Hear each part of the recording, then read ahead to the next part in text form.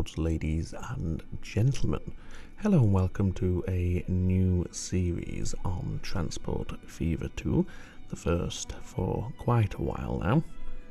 Before we get started with the new series, I just want to take a few minutes just to explain the bit of a lull in output over the last 2 or so weeks. First of all, life, well, as we all know, has gotten rather busy, as it tends to do. Work itself is quite busy at the moment. Some of you who have been here for a while may remember in a previous series, I believe it was a UK series, yes, that I made mention that, and not opening this at a politics can of worms here, but I do serve and take great pride in serving as the union rep, or shop steward if you will, at work. Employer is the Royal Mail Group, and for those of you who are in the UK, you will know that the trade union and Royal Mail are in bitter dispute at the moment and ongoing strike action. So as you can imagine, as one of the union reps, things have been very, very busy, very fluid and very dynamic, and eating up a lot of my time. On top of that, I, in my infinite wisdom, also decided to do a distance learning course and study for a law degree via the Open University here in the United Kingdom.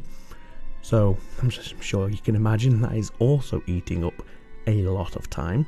So I'm balancing studying for a degree, a full-time job, the union position and all that entails, especially right now, and of course raising a young family. So that hopefully goes some way to explaining what's been happening lately. And once again, I just want to apologise for the lack of output. I just haven't had it's not so much the time, but often when I've been able, or when I've had free time, I've just not had the motivation or the drive to get some output and some content produced. And that's my fault. I hold my hands up to that, but that's the way it goes sometimes. Regardless, we're back now, and as I mentioned, this is the start of a new series, and we're not going to do anything too fancy this time around. So we're not using any user-generated maps from the Steam workshop.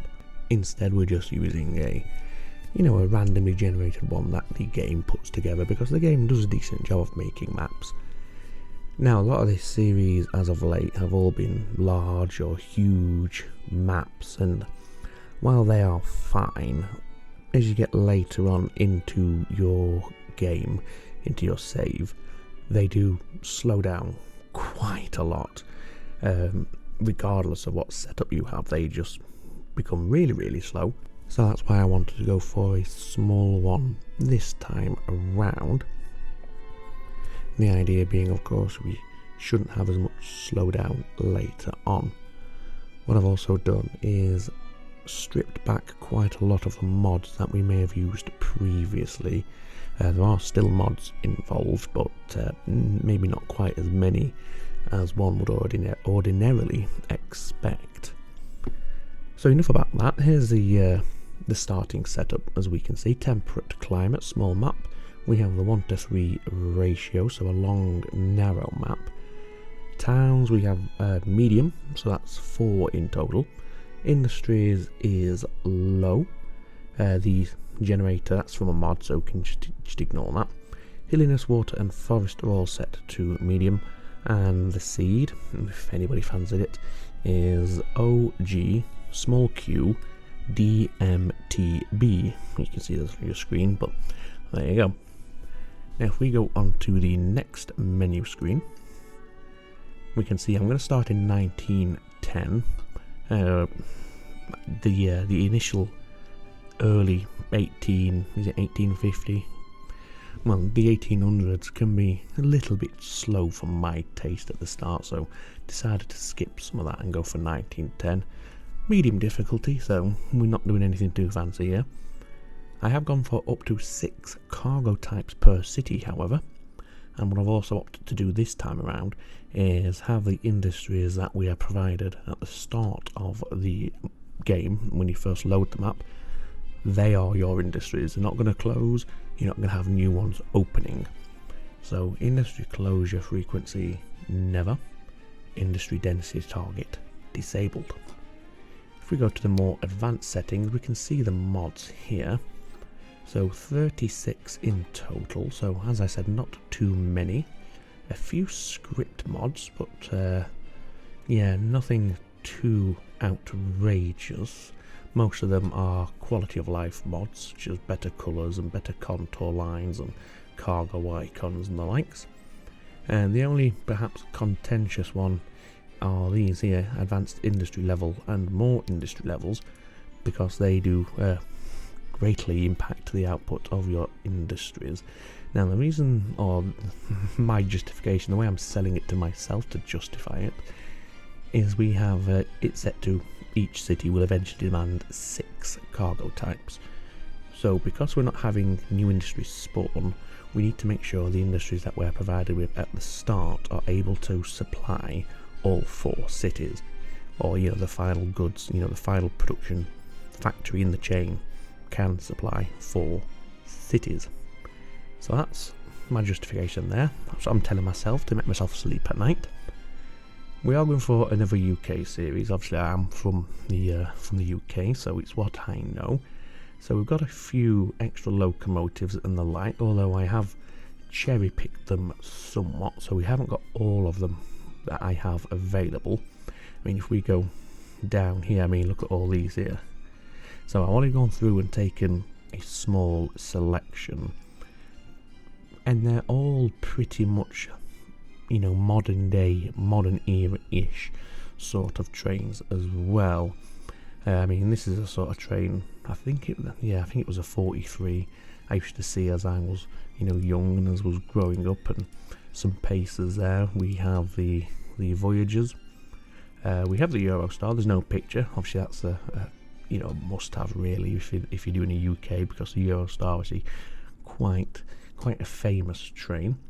Modular station roofs, just so we can make the stations look a bit fancy in the modern era.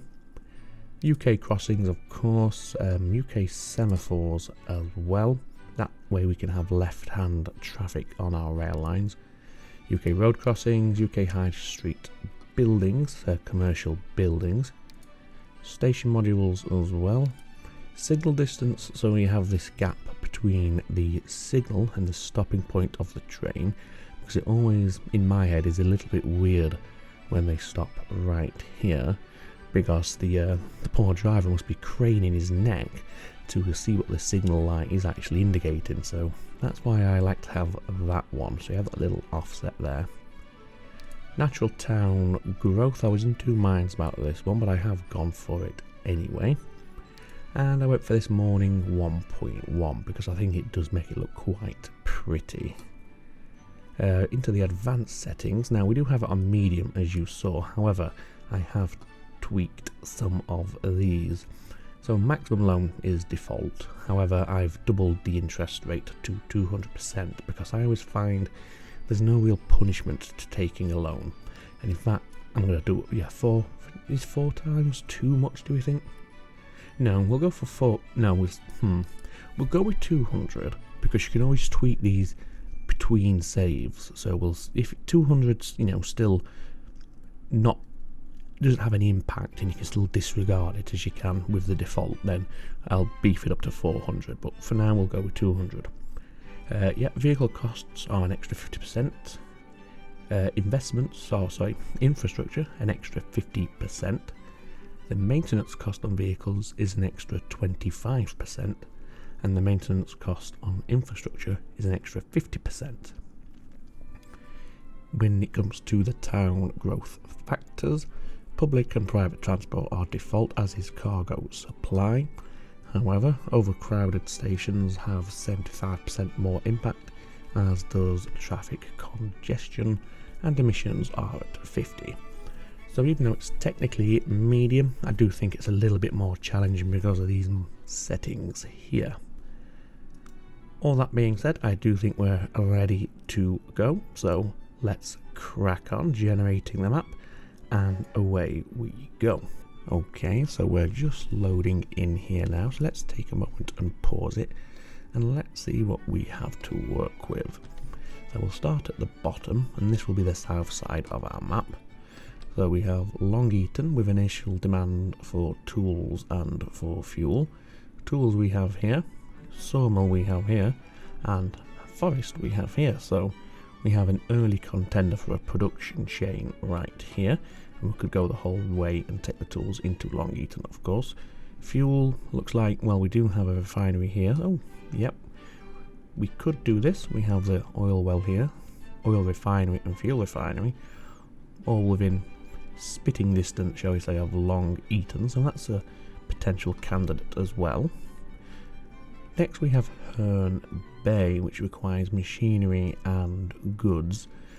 Goods and machinery probably don't want to use as our initial starting production chain, so I think we'll just leave that one. Then we have Ashbridge, bricks and bread.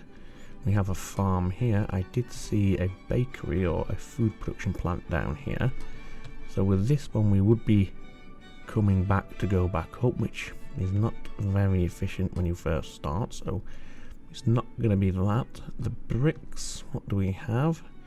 Well, we have a quarry here up by Epping and the brickworks here. So I mean, this is a possibility, and running it down here into Ashbridge for the bricks.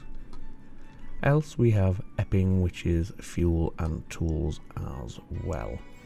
Yet we know the fuel is down here, and we know the tools are down here as well. So I think on balance, the one we're going to start with is all the way down here, and it's going to be starting to get some of these tools produced and maybe even delivered into Long Eaton. We have our forest here, and of course we have the sawmill here as well.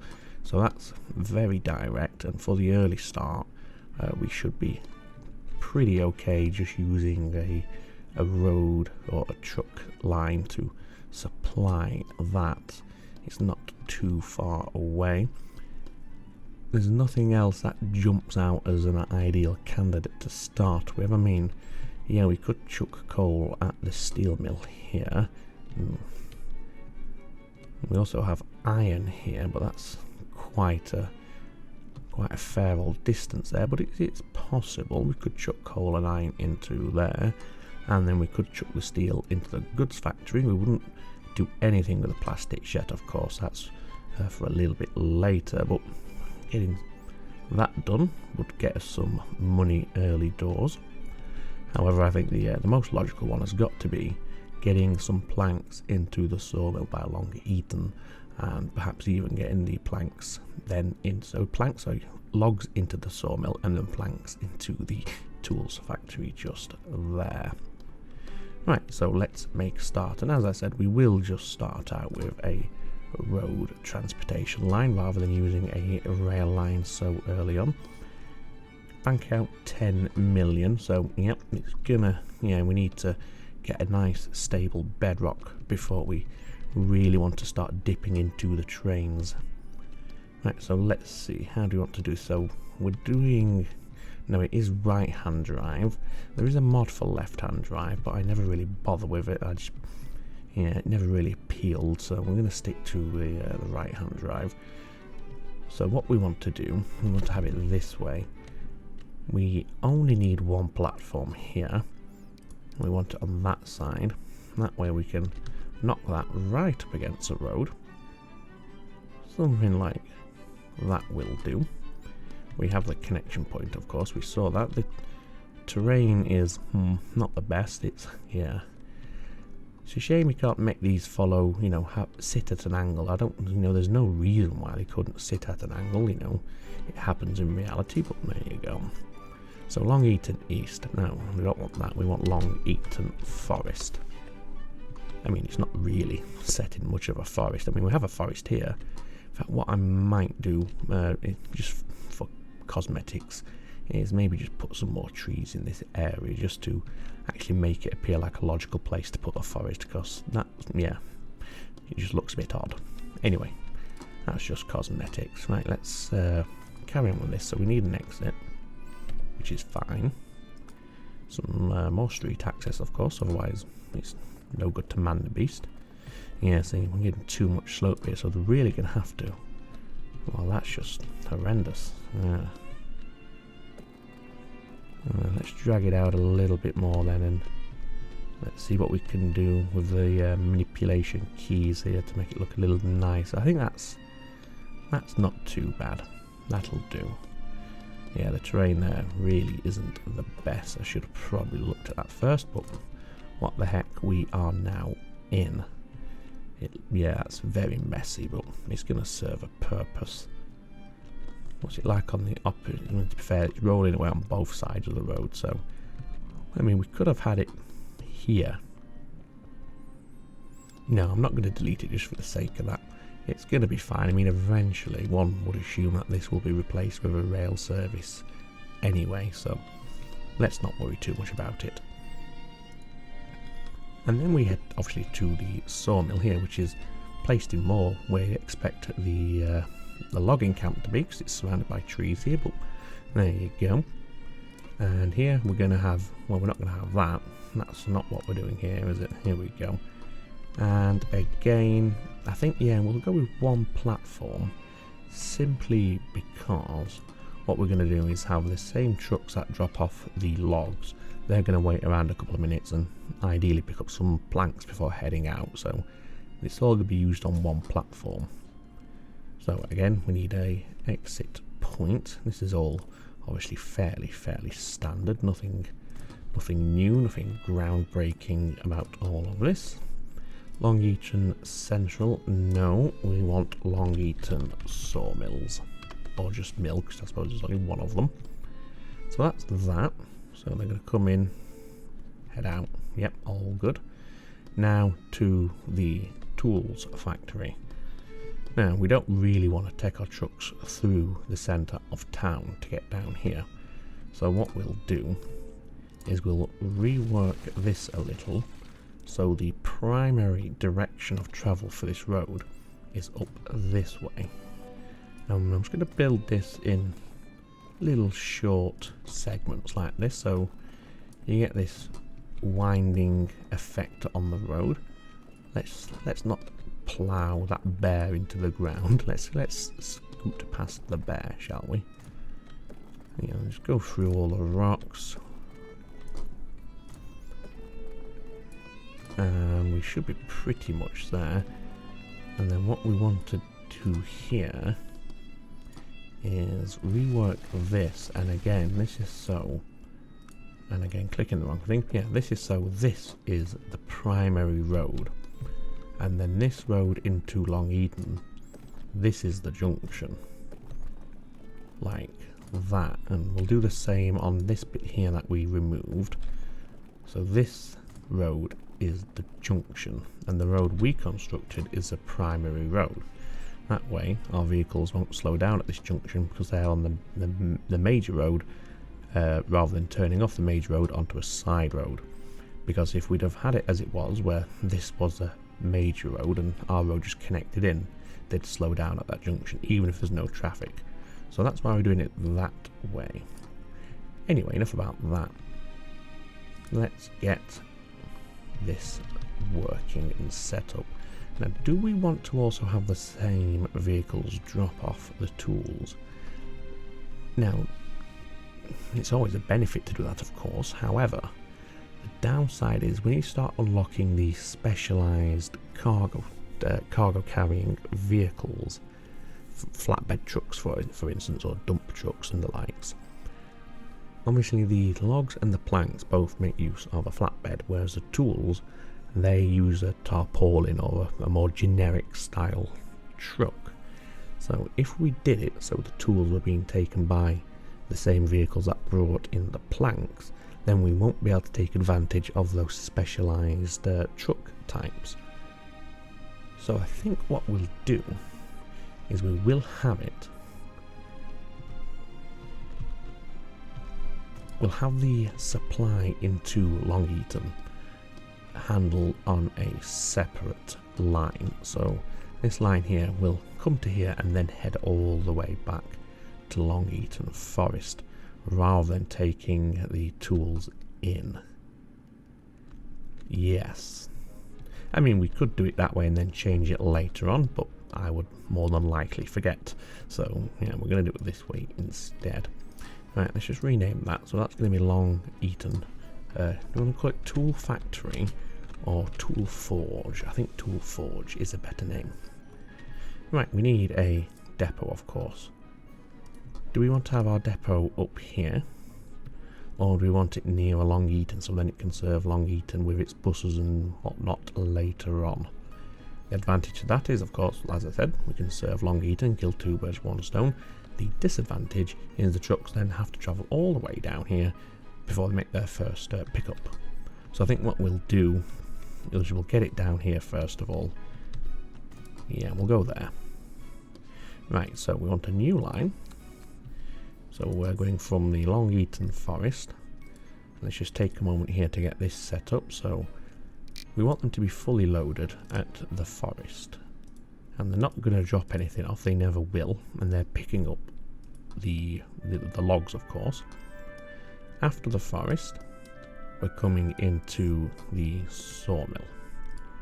We don't want them to have a full load here. We want load if available, because they won't be able to get a full load because of the 2-to-1 ratio.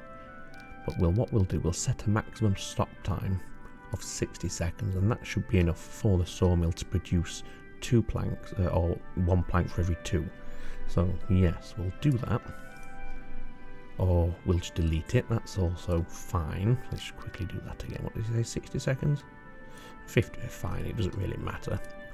And here, we're going to be loading the planks. Where are you? There you are. And unloading the logs. After that, then we found ourselves heading to the tool forge, of course. Here we're not loading anything, so we can leave that alone. And we are unloading planks. And then we head all the way back past all of this into here. Now what I'm going to do is I'm just going to chuck a quick waypoint there. And then make sure the trucks come in through the back entrance, if you will, like that. Keeps it all nice and neat and tidy, as we can see. We're not crossing over ourselves or anything like that. Okay, let's just quickly name this. So this will be, what do we want to call it? Do you want to, let's use T for trucks again, like we did in the Northeast Corridor series in the USA. So T for trucks. And this is, what do we want to call it? Wood production, I suppose. Wood production, Long Eaton Tool Forge. There we go, because it's, you know, we're not just delivering one of the items here, we're delivering logs and then planks. So then, yeah, we'll call it Wood Production, Long Eaton Tool Forge. Colour, given that, you know, it's wood, I suppose we'll go for brown. There we go. I know the planks are obviously a different colour, they're not, you know, they're a lighter brown, more of a yellowy golden colour, but what the heck, we'll go with brown. And that should do us there. So let's see, what do we have available in 1910? Well, I guess it's gonna be the Cannstatt because of the speed and power. The capacity is the same. I mean, the emissions are rubbish, but it's not going anywhere near Long Eaton, so that should not be a problem. It's quite expensive, as we can see, and yeah, an extra 2,000 per year to run. Well, I suppose you get what you pay for, don't you? So, how many do we want to have? Well, we have 9 million. Ideally, we want to get as many, well, not as many as we can, but we want a good number here. 50? Yeah. It's quite a long line, and we want to have a steady flow through, and that'll keep the balance ticking over. Ba-dum, ba-dum, ba-dum, ba-dum, ba-dum. Yeah, so yeah, we'll go for just under 3 million. You don't need to worry about the maintenance on these, of course, because as I said, they don't actually go anywhere near Long Eaton, so the emissions shouldn't be a factor there. I mean, when Long Eaton starts to grow in, the distant future, it might be something we have to look at, but for now it's fine. But as I also said, we might eventually have trains running this route anyway, so it's not too much of a concern. Right, let's set them on the way. And let's start. And what we'll do the usual for the initial episode or two, just till we get on our feet. We'll have the calendar progression paused, and we'll set game speed to 4 times acceleration. That way it gives everything time to bed in, we get a feel for how we're doing, whether we're profitable, etc, etc. So while that's doing that, and let's go ahead and turn off the floating numbers for the costs. Yes, while that's doing that, I think I will just chuck some trees down here. I'll probably put a cut in at this point. You don't have to watch this, of course. What we do want to make sure is that we have the same style of trees, which they are not. Is it those? What? There we go. Okay, so I'm just going to chuck some trees down here. Do these cost money? No, they don't. Okay, so all of our 50 trucks have now picked up from the forest, and they're all heading down to the sawmill. As we can see here, they make, is it 14,000 per, no, 15,000, 15,500 there per full load of logs. And as we can see, they are able to pick up some planks, as before they depart.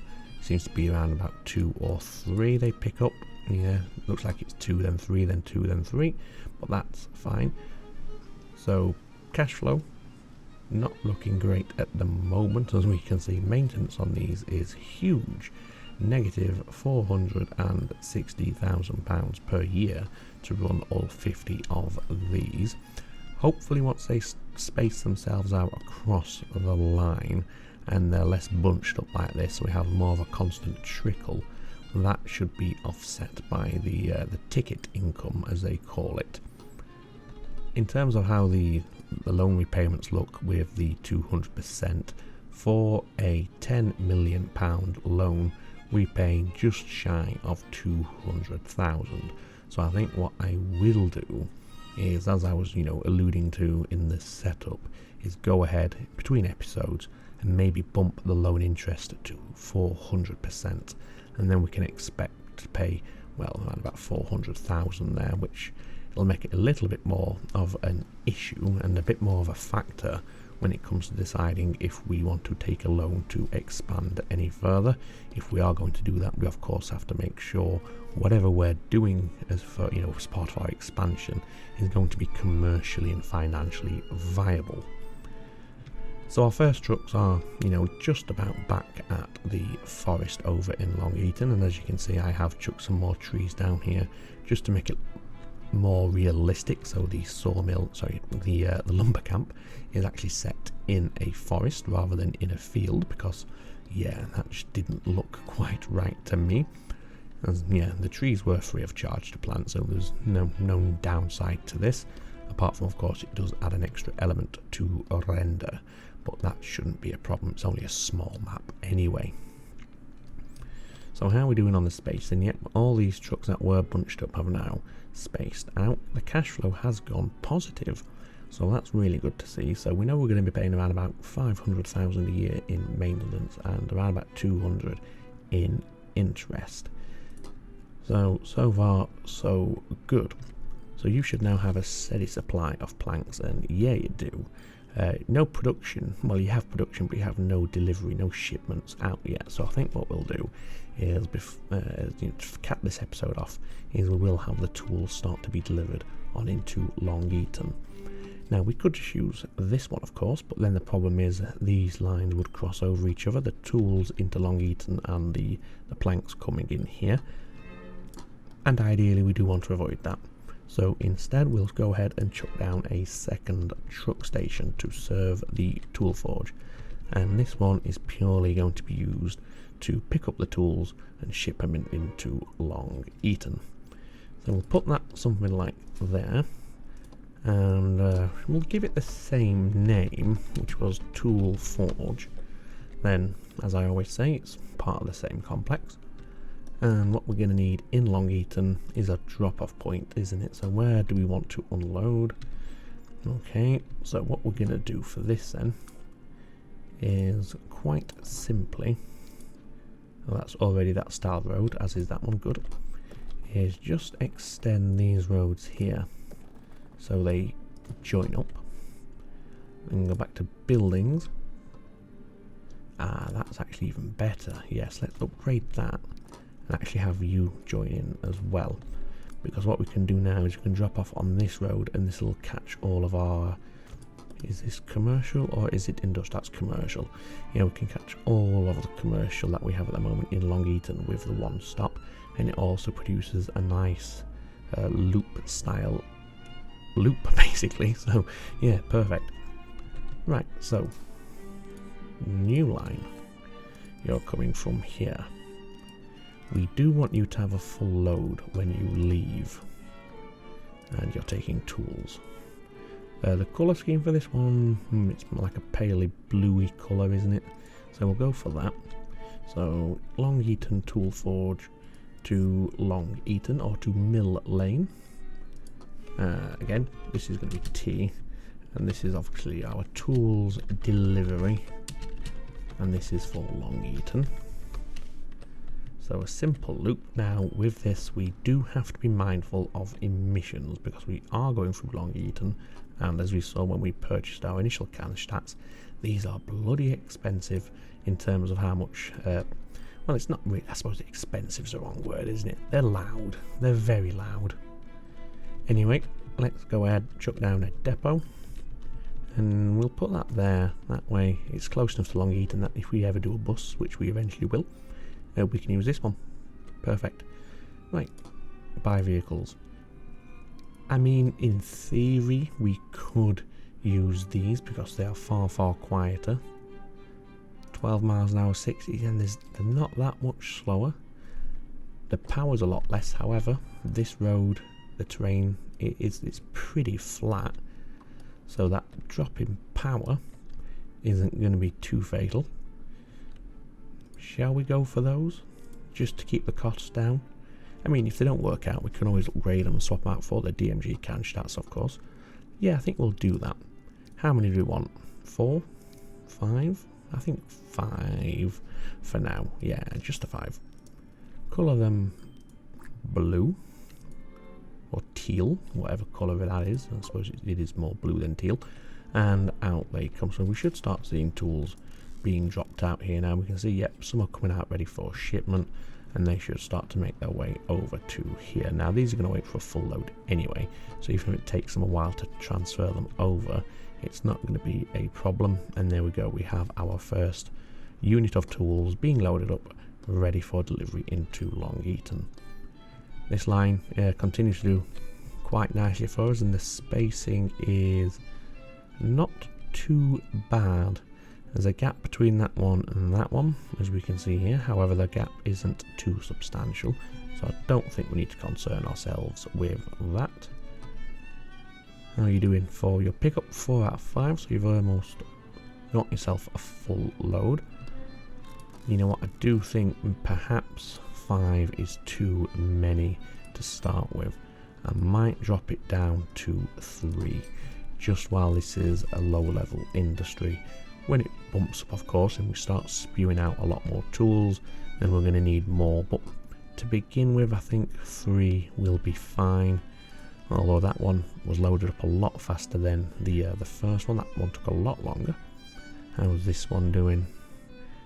Yeah, this one's slowed down again. See, it's only ticked over to 2, and the one in front is almost into Long Eaton, and whereas this gap here is a lot shorter. But that's fine. And there where it's left. So ideally now we're going to have some tools waiting when our first one returns. That's what we're looking for here. How much are you going to make us per delivery run then, my friend? Let's have a look. £6,500. And what's your maintenance cost? What was it again? Let's have a look. I can't remember. 6.7. So really these need to make at least, oh well, you made 8,000. Okay, yes, these need to be making yeah, at least 1 delivery per year, ideally 2, and I'm not sure if they will get 2 because they're going a fair old distance and they're fairly slow. But as we can see, we do have over full load waiting here now, so he'll be straight in, loaded up straight away and straight on out. Hopefully we get to 10, so the next one, which is quite close behind, will also be straight in and straight out. Yep, there we go. And yeah, he'll be fine. So I think 3 for now will do. We could possibly get away with 4, but I think we're going to be okay. What's the guesstimate for the throughput per year? That's 11. That's likely to change after a few years, and the fluctuations iron themselves out and get balanced. But 11 for now is fine. That means we get 2 deliveries per year, or 2 trucks minimum will arrive every year. How are we? Yeah, we've got starting to get a nice little backlog. I think what we'll do, depending how quickly this starts to overflow, we might look at obviously adding an extra truck on, because we don't want to be wasting any of these. Let's keep it as efficient as we can. But yep, so far so good, I think. Let's just confirm that here. Yeah, our first line is making us a nice stable bedrock. As we can see, around about 400,000 per year, so that's a nice financial base to build from, and that's obviously pretty much guaranteed income, because there's not going to be any fluctuations in this, or at least no negative fluctuations. The only fluctuations we're going to see are increased demand for planks and for logs when this levels up, so that's very, very pleasing, and the fact that this is making us money as well is really good to see. Right, so I think we'll leave this first episode there for today. We've got, as I just said there, a pretty stable base from which to build upon. As long as we don't go too big too soon, I think we're going to be a-okay. I will upgrade or increase the loan interest amount on the setup between this episode and episode number 2. As I said, we're going to bump that up to 400%, just to make that loan that little bit more punishing, and it gives us that incentive to get our loan paid off as quickly as we can. And as I said, if we do have to consider taking out a further loan in the future, we really have to make sure the commercial venture that we're about to embark on is going to be profitable and successful, and meet the increased costs of the loan repayments. So I hope you enjoyed the video. If you did, then hit that thumbs up button down below, and if you're new here, then go ahead and subscribe as well. That's really, really appreciated, and it helps out quite a lot. But for now, all that remains for me to say is, as always, ladies and gentlemen, oh no, I'm forgetting myself, aren't I? We need to go on a truck and have a little ride. So what we'll do, this one's just left, we'll go back to normal speed, and we'll go to, well, I suppose we'll go as far as the forest. Yeah, take very good care of yourselves, ladies and gentlemen. It's ta-ta for now.